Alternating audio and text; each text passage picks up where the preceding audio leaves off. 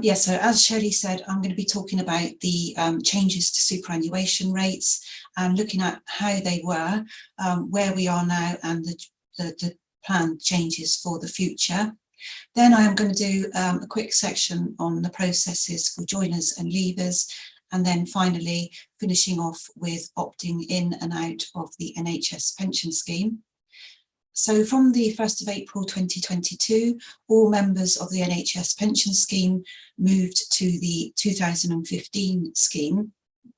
And that was a move from the final salary scheme, which was how the 1995 pension scheme was calculated, to the career average revalue earnings, or the CARE scheme, which is how the 2015 pension scheme is calculated.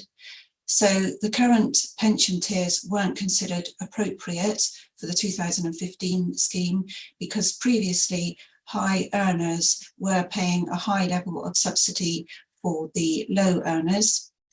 So that was the reason for change, to make sure that it was fair. Previously, there were 7 pension tiers, starting at 5% up to 14.5%. And at the bottom of the slide, you can see a table which shows how the tiers were. Then, moving on to the next slide, from the 1st of October 2022, there were 11 tiers, and that was starting at 5.1% up to 13.5%. And it was felt that reducing the steepness of the tiers made it fair and affordable for all NHS scheme members. Also, annual rates of earnings are being used instead of whole-time equivalent. So that means for part-time employees, they may be paying lower contributions. And the table at the bottom is where we are now. So that's what's happening at the moment. There are planned increases in the boundaries annually in the future, and these are going to fall in line with the Agenda for Change pay award. So that's to make sure when pay rises are granted, that doesn't automatically mean that employees are then also paying higher amounts of pension. Also, aggregating income from multiple employments is planned, but that's been postponed for now. And this is thought to be a fair approach to make sure that part-time members who might have multiple employments build up pension at the same costs as a full-time member at earning the same amount. So that's for fairness, and that's planned for the future. For 2022/23 pension certificates, we're going to have to apportion that into 2 6-month periods. So the first 6-month period will use the old rates, and then the second 6-month period will use the rates we've got now. The employer contribution rate did not change, so that stays at 20.6%. And the contribution rates are not linked to the value of the pension benefits received. So if a tier rate is reduced, it doesn't automatically mean that your pension benefits will be reduced. Then there are changes planned in 2023. So that will be down to 6 tiers, starting at 5.2% up to 12.5%. And overall, this means a 2% reduction for higher earners, and lower earners will pay more. The table at the bottom of the slide shows what's planned for 2023, but we don't know any dates for this at the moment. So in summary, from the 1st of October 2022, the pension tiers changed for fairness when everybody moved to the 2015 pension scheme. In 2023, further changes are planned, and there will be an overall 2% reduction for higher earners.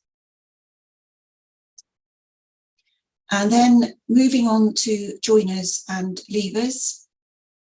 It is really important that PCSE is kept informed of all joiners and leavers of the NHS pension scheme to make sure the correct deductions are made for the practice. So that's really important for practice cash flow, sorry. And then moving on to the next slide, the leavers. So as soon as you know a leaver's leave date, the details can be advised to PCSE online. So that can be done by logging into PCSE online, clicking on GP pensions and payments, and then clicking on the pension leaver. And so hopefully then when the leaver does leave the practice, PCSE will stop taking deductions immediately, which will be good for the practice cash flow. With joiners, it's a slightly different format. So the actual GP joiner needs to log into PCSE online and update the performers list. This then sends a link to the practice so that they can approve the joiner. And once this has been approved, the joiner form can then be completed on PCSE online by the practice. So the joiner form is very similar to the leavers form. You log into PCSE online, click on GP and pensions, and then add the joiner. And the screen that you will see when you log in is shown on the slide. You will also need to specify if this is a GP or a non-GP. So a non-GP might be a practice manager who is joining as a partner. You will also need details of the name, national insurance number, the GMC number, just to check that PCSE have got the right person. Then you will need to select the tier rate and the estimated salary or profit share, and then always remember to tick the declaration before submitting to PCSE.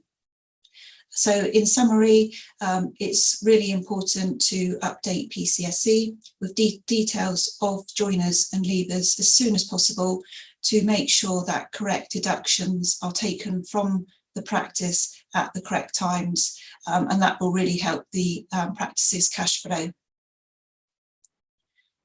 And then finally, opting in and out of the NHS pension schemes. So GPs can do this on PCSE online, although I understand some GPs do have problems doing this. So if that is the case, please do take this up with PCSE as a query to get it sorted. The annual allowance changed from £40,000 to £60,000 from April 2023, and the lifetime allowance charge was also removed at this time. So many more GPs might be opting back into the pension scheme now, and Stephen will talk about this more later on. So if you are opting in and out, please do make sure that you tell your accountant of these dates, and then when we prepare the accounts, we can make sure that the correct deductions have been taken, and any under or overpayments can be taken up with PCSE.